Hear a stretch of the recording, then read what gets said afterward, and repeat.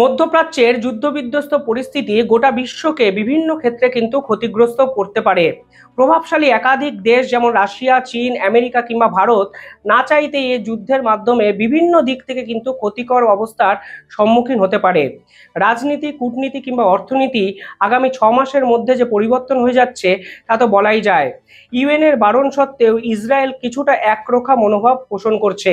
প্রধানমন্ত্রী নরেন্দ্র মোদী ইসরায়েলের সঙ্গে সরাসরি ফোনে কথা বলেছেন এবং সন্ত্রাসবাদ দমনে ভারত ইসরায়েলের পাশে আছে এরকম একটি বার্তাও দিয়েছেন। জয়শঙ্কর আমেরিকাতে বসে বলেছেন, যদি ইসরায়েল বা ইরান চায় তাহলে দুই দেশের মধ্যে মধ্যস্থতাকারী হিসাবে কাজ করতে পারে ভারতবর্ষ। এক্ষেত্রে ভারত অত্যন্ত ডিপ্লোম্যাটিক ওয়েতে পুরো বিষয়টা কিন্তু ডিল করছে। আর এর মধ্যেই ইরানে পৌঁছে গেল ভারতের 3টি সামরিক যুদ্ধ জাহাজ এবং একই দিনে ইরানের যে অ্যাম্বাসাডার তিনি সরাসরি একটি টুইট করে ভারতবর্ষের সহযোগিতা চাইলেন যুদ্ধ থামানোর জন্য। ওইদিকে আমেরিকা আগেই ঘোষণা করে দিয়েছে তারা ইরানের যে তেল উৎপাদন ঘাঁটি সেগুলো আক্রমণে করার বিষয়ে আলোচনা চালাচ্ছে ইসরায়েলের সঙ্গে। আর ইসরায়েলও ইউএন কাউন্সিলের হেডকে তাদের দেশে ঢোকার থেকে ব্যান করে রেখে দিয়েছে। ফলে সব মিলিয়ে অদ্ভুত কিছু সমীকরণ তৈরি হয়ে গেছে মধ্যপ্রাচ্যে। ভারত কি করবে বা আমেরিকা কি করবে তার থেকে অনেক বেশি প্রশ্ন উঠতে শুরু করে দিয়েছে। আসলে ইসরায়েল যদি একরোখা মনোভাব পোষণ করে তাহলে কি তৃতীয় বিশ্বযুদ্ধের সামনে দাঁড়িয়ে আছে গোটা পৃথিবী? আর এই সব নিয়ে আজকের এই ভিডিও। আপনারা দেখছেন দ্য ইন্ডিপেন্ডেন্ট বেঙ্গল। আমি শিবম।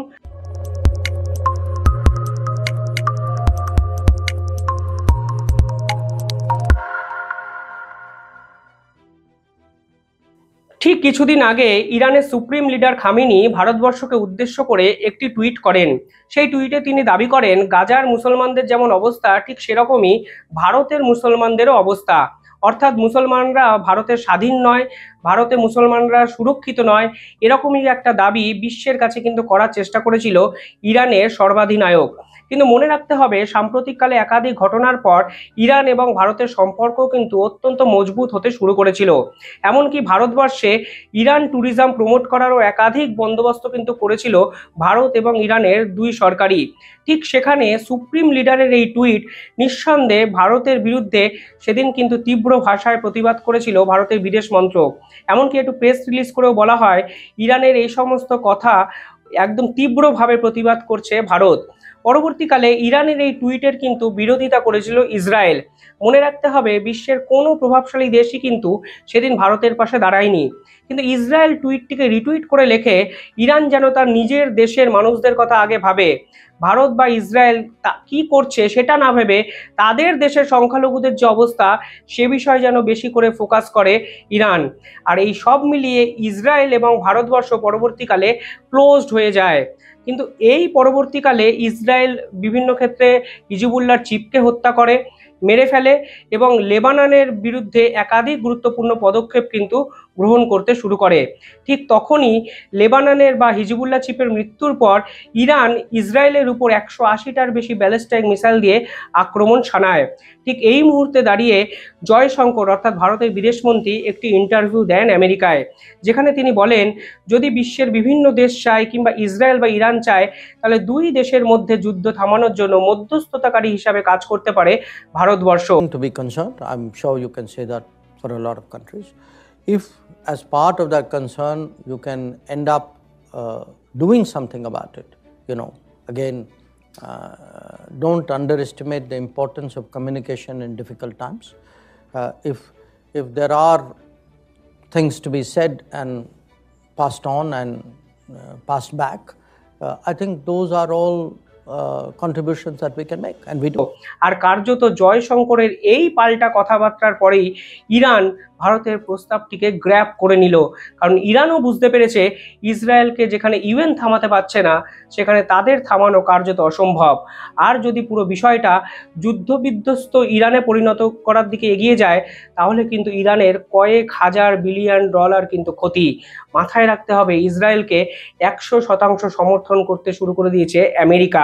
অন্যদিকে রাশিয়া থাকলেও রাশিয়া এবং আমেরিকার যুদ্ধ যদি গোটা পৃথিবীকে আন্দোলিত করে তাহলে কিন্তু আর্থসামাজিক সামাজিক ব্যবস্থা মানে ইকোসিস্টেমই ধ্বংসের দিকে যেতে পারে।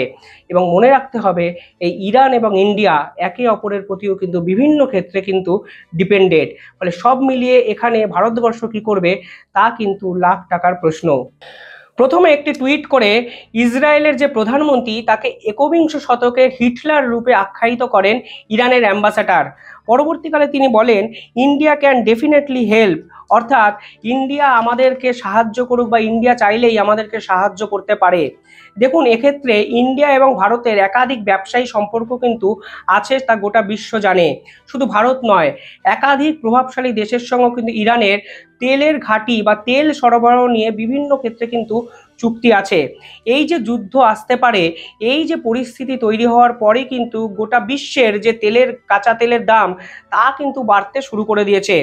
বাইডেন এক অদ্ভুত টুইট করেছে এই বিষয়ে, বিভিন্ন সংবাদপত্রে প্রকাশিত হয়েছে সে কথা। তারা বলেছে ইসরায়েলের সঙ্গে তারা ডিসকাস করছে ইরানের এই তেলের ঘাঁটি অ্যাটাক করার জন্য। অর্থাৎ এই যে আমেরিকা ডিসকাসিং উইথ ইসরায়েল, এই যে প্রতিবেদন সারা বিশ্বে প্রচার হয়েছে, এর ফলেই কিন্তু তেলের দাম অলরেডি আকাশ ছুঁতে শুরু করে দিয়েছে। আপনারা যদি দেখেন এই সমগ্র পরিস্থিতির আগে কাঁচা তেলের দাম ছিল ব্যারেল প্রতি $70, সেই দাম একদিনের ব্যবধানে কিন্তু $75 পৌঁছাতে শুরু করেছে। এবার যুদ্ধ যদি হতে শুরু করে তাহলে দাম কিন্তু দ্বিগুণ আকারে মানে $100 থেকে $120 ব্যারেল প্রতি কিন্তু হতে শুরু করতেই পারে, যার ফলে কিন্তু গোটা বিশ্বের এই যে আর্থসামাজিক ব্যবস্থা, বাজেট, ব্যবসা বাণিজ্য সব কিছু এক নিমিষে থমকে যেতে পারে। যা শুধুমাত্র ইরান বা ইসরায়েলের সমস্যা হবে না, গোটা বিশ্বের কাছেও কিন্তু এক বড় সমস্যা হতে পারে। এবার ভাবুন পরবর্তীকালে যদি আমেরিকার এয়ারফোর্স এবং ইসরায়েল এয়ারফোর্স একত্রে ইরানের সমস্ত তেলের ঘাঁটি বা তেল শোধনাগার যে কেন্দ্রগুলো আছে সেগুলো উড়িয়ে দিল, তাহলে কিন্তু গোটা বিশ্ব তেলের যে যোগান, সেই যোগান মেটানোর জন্য কিছু নির্দিষ্ট দেশই বেঁচে থাকবে। যেমন ধরুন রাশিয়া বা আরব দেশের আরও 1-2টো দেশ, তারা এই মুহূর্তে দাঁড়িয়ে এখনও অবধি এই তেল সংক্রান্ত কোনো দাম বাড়ানোর খেলা খেলেনি। কিন্তু যদি ইরান এই পুরো বিষয়টা থেকে ছিটকে যায় তাহলে কিন্তু রাশিয়া তেলের দাম বাড়াবে, তা এখানে বসেই বলে দেওয়া যায়। মনে রাখতে হবে বর্তমানে রাশিয়া থেকে ভারতবর্ষ কিন্তু ভীষণ পরিমাণে একটা তেল কিন্তু আমদানি করে। এখন কিন্তু ভারতবর্ষের তেল যে আমদানি রপ্তানির বিজনেস তা মূলত রাশিয়ার উপর ডিপেন্ডেন্ট। পরবর্তী যুদ্ধ লাগার পরে যদি রাশিয়া এই তেলের দাম বাড়ায় তাহলে কিন্তু ভারতের সমগ্র যে অ্যানুয়াল বাজেট সেটাই কিন্তু বদলে যেতে পারে, যা ভারতের কাছে ইকোনমিক দিক থেকে একটা অন্যতম বড় কিন্তু থ্রেট হতে পারে। এক্ষেত্রে ভারত এবং ইরান বিভিন্ন ক্ষেত্রে কিন্তু একই সূত্রে বাঁধা। প্রধানত ভারতবর্ষ 2টো করিডোর ব্যবহার করে, একটির নাম আইম্যাক করিডোর।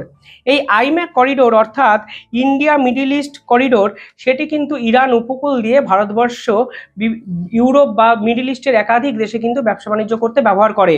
অন্যটি হলো নর্থ সাউথ ট্রান্সপোর্ট করিডোর। এই করিডোরটি সরাসরি ইরানকে ছুঁয়েই কিন্তু রিপ্রেজেন্ট করে। অর্থাৎ এই ইরানের যদি যুদ্ধ বিধ্বস্ত এক দেশে পরিণত হয় তাহলে এই 2টো করিডোর সম্পূর্ণভাবে বন্ধ হয়ে যাবে। ফলে ভারতের যে আমদানি রপ্তানির এই সিস্টেম এটাও কিন্তু ভীষণ মাত্রায় ব্যাহত হবে। আমি আগের দিন ভিডিওর কিছু কমেন্টও দেখছিলাম যেখানে অনেকে বলছিলেন ইরানকে উড়িয়ে দিক গোটা বিশ্ব, ইরানের থাকার প্রয়োজনীয়তা কি, এরকম অনেক কথা আমরা ভিডিওর কমেন্ট বা বিভিন্ন ক্ষেত্রে ডিসকাশন শুনছি। কিন্তু বিশ্বাস করুন ইরানকে উড়িয়ে দেওয়াটাই এক্ষেত্রে কিন্তু লং টার্ম সলিউশন নয়, কারণ এর পিছনে একটা ভীষণ মানে বড় অ্যামাউন্টের অর্থনৈতিক ট্রানজিশন জড়িয়ে আছে। শুধু তেলের যোগান ইরান যে দিচ্ছে সেটা নয়, ইরানের একাধিক করিডোর বিশ্বের সমস্ত দেশই কিন্তু কোনো না কোনোভাবে ব্যবহার করে। ফলে এই করিডোরগুলো যদি না থাকে, ওই জায়গাটি যদি যুদ্ধবিধ্বস্ত একটা জায়গায় পরিণত হয় তাহলে কিন্তু গোটা বিশ্বের ব্যবসা বাণিজ্য বা ইকোনমিক্যাল স্ট্রাকচার সম্পূর্ণভাবে ভেঙে পড়তে পারে পরবর্তীকালে। এক্ষেত্রে ভারতের কাছে অপশান কি? দেখুন ইরান যদি ফ্রেন্ডলি অ্যাটমসফিয়ার থেকে বিলং করে, মানে ইরান যদি এই হিজবুল্লাহদের সাথে সম্পর্ক ছিন্ন করে, ইরান যদি লেবাননের সাথে সম্পর্ক আর না রাখে, শুধুমাত্র তাদের তেল বা ব্যবসা বাণিজ্যের দিকেই জোর দেয়, তাহলে কিন্তু ভারত পরবর্তীকালে এদের সঙ্গে সম্পর্ক ভালো রাখতেই পারে। মনে রাখতে হবে ইসরায়েল এবং আমেরিকা এই দুজনের কাছে কিন্তু 2টো অপশান ছিল। 1 নম্বর অপশান ইরানে যে পারমাণবিক ঘাঁটি তৈরি হচ্ছে সেটাকে সম্পূর্ণভাবে ভেঙে চুরমার করে দেওয়া। 2 নম্বর অপশান কিন্তু তেল গ্রন্থি যেগুলো আছে, তেল শোধনাগার বা তেল উৎপাদন কেন্দ্র, সেগুলোকে ধ্বংস করে দেওয়া। আর তেল উৎপাদন কেন্দ্রগুলো যদি আমেরিকা বা ইসরায়েল ধ্বংস করে দেয় দেয়, তাহলে ইরানের কিন্তু আগামী 20 বছরের অর্থনৈতিক পরিস্থিতি কিন্তু এতটাই খারাপ হবে যে যেখান থেকে তারা ঘুরে দাঁড়ানোর কথা ভাবতেও পারে না। ফলে সব মিলিয়ে যদি এখন বিকল্প পরিস্থিতিতে এই তেলের ঘাঁটির দিকে কিন্তু নজর ইসরায়েল এবং আমেরিকা। আমার দৃঢ় বিশ্বাস পারমাণবিক এই অ্যাটাক বা নিউক্লিয়ার এই যে প্ল্যান্টের উপর অ্যাটাক করার বড় রিস্ক এখন অবধি ইসরায়েল বা আমেরিকা নেবে না। কিন্তু যদি তেল গ্রন্থিগুলো এখনো ভারত মধ্যস্থতা করে এই যুদ্ধ না থামাতে পারে, তাহলে কিন্তু একটা বড় সমস্যা। এক্ষেত্রে মাথায় রাখতে হবে ইসরায়েল কি সত্যি ভারতের কথা শুনবে। দেখুন, ইসরায়েলের সাথে ভারতের অত্যন্ত ভালো সম্পর্ক, কিন্তু ইসরায়েল বর্তমানে অত্যন্ত একরোখা হয়ে গেছে। তারা আমেরিকার কথা শুনবে নাকি সেটাও এখন একটা বড় প্রশ্ন। কারণ তারা ইউএনএ দাঁড়িয়ে প্রকাশ্যে পৃথিবীর অভিশাপ এবং পৃথিবীর আশীর্বাদ এ ধরনের দুটো ম্যাপও দেখিয়ে দিয়েছিল, এবং তারা এতটাই ডেসপারেট হয়ে গেছে যে ফ্রান্সের মতো দেশের অনুরোধও তারা রাখেনি। উল্টে ইউএনএর যে সিকিউরিটি কাউন্সিল তার চিফকে সরাসরিভাবে তাদের দেশে ঢুকতে ব্যান করে দিয়েছে। ফলে ইসরায়েল যেরকমভাবে অ্যাটিচিউড দেখাচ্ছে গোটা বিশ্বের সামনে, তা কিন্তু তাকে একরোখা এবং একটু জেদি টাইপের একটা মেন্টালিটি কিন্তু ধারণা তৈরি হচ্ছে ইসরায়েলের সম্পর্কে। সেখানে ভারত কতটা উপযাচক হয়ে যুদ্ধ থামাতে বলবে ইরানকে বা ইসরায়েলকে, সেটাও কিন্তু একটা বড় প্রশ্ন।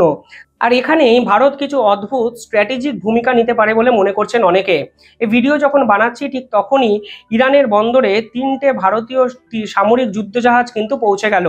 আইএনএস শার্দুল, আইএনএস তীর এবং আইসিজিএস ভিরা, এই 3টে যুদ্ধজাহাজ পৌঁছানোর ফলে একাধিক টিভি মিডিয়ায় কিন্তু বিভিন্ন কথা প্রচার হতে শুরু করে। কিন্তু বিশ্বাস করুন, এর পিছনে আমি কোনো স্ট্র্যাটেজিক মুভ মানে ভাবতে পারছি না। কারণটা খুবই সহজ, কারণ এই রকম একটি সেনাবাহিনীর ট্রেনিং হতে পারে ইরানে, সেটি অনেক আগে থেকে কিন্তু শিডিউল ছিল। এবার এক্ষেত্রে ভারত যদি ইরানকে ব্যান করতো, তাহলে এই ধরনের সামরিক যুদ্ধজাহাজগুলো পৌঁছানো থেকে আটকাতে পারত। ভারতও কিন্তু ইরানের সঙ্গে একটা সখ্যতা এখন অবধি রাখার চেষ্টা করছে, যেন ডিপ্লোম্যাটিক ওয়েতে পুরো বিষয়টা জটিলতা থেকে ইসরায়েল এবং ইরান দুজনকেই বের করে আনা সম্ভব হয়। আর এক্ষেত্রে আরও একটা বার্তা তারা পৃথিবীকে দিতেই পারে। ধরুন, এই সামরিক বাহিনী পাঠানোর পর গোটা বিশ্বের কাছে এই বার্তা যেতেই পারে, ভারত হয়তো আমেরিকাকেও বলছে যতটা হয়েছে ততটা এনাফ, এরপর যেন পুরো বিষয়টা আর অগ্রগতি না হয়। অর্থাৎ এই যুদ্ধ যদি না থামায়, তাহলে আমেরিকা, ভারত কেন, বিশ্বের বিভিন্ন প্রভাবশালী দেশও কিন্তু ইকোসিস্টেম, এই যে ইকোনমিক্যাল ইকোসিস্টেম বলা হয়, সেটার কিন্তু ভেঙে যাওয়ার সম্মুখীন একটা হতে পারে। ফলে এটা স্ট্র্যাটেজিক মুভও হতে পারে। আবার পাশাপাশি ইসরায়েলকে সমর্থন করেছেন নরেন্দ্র মোদী, এবং জয়শঙ্কর বলেছেন দুই দেশের মধ্যে মধ্যস্থতাকারী করতে পারে।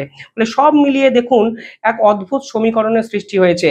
কিন্তু সব থেকে বড় খবর তো এটাই, ইরান নিজে চাইছে যে ভারত যেন দুই দেশের মধ্যে ঢোকে এবং সাহায্য করে মধ্যস্থতাকারী করার জন্য। আপনারা কি চাইছেন? ভারতের কি এই দুই দেশের মধ্যে ঢোকা উচিত, নাকি যেভাবে ভারত এতদিন স্ট্যান্ড রেখেছে, অর্থাৎ ডিপ্লোম্যাটিক হয়েতে পুরো ডিলটা করার চেষ্টা করেছে, ঠিক সেরকমই করা উচিত? মনে রাখতে হবে এর সঙ্গে অর্থনীতি কিন্তু সরাসরি জড়িত আছে। ফলে ইরানের সঙ্গে বন্ধুত্ব রাখবে, নাকি ইসরায়েলকে বোঝানোর চেষ্টা করবে যুদ্ধ থামানোর জন্য? ঠিক কোন অবস্থায় দেখতে চান ভারতকে? নিঃসন্দেহে কমেন্টে আপনারা জানাবেন। আর চ্যানেলটি ভালো লাগলে একটু সাবস্ক্রাইব করে দেবেন। ধন্যবাদ।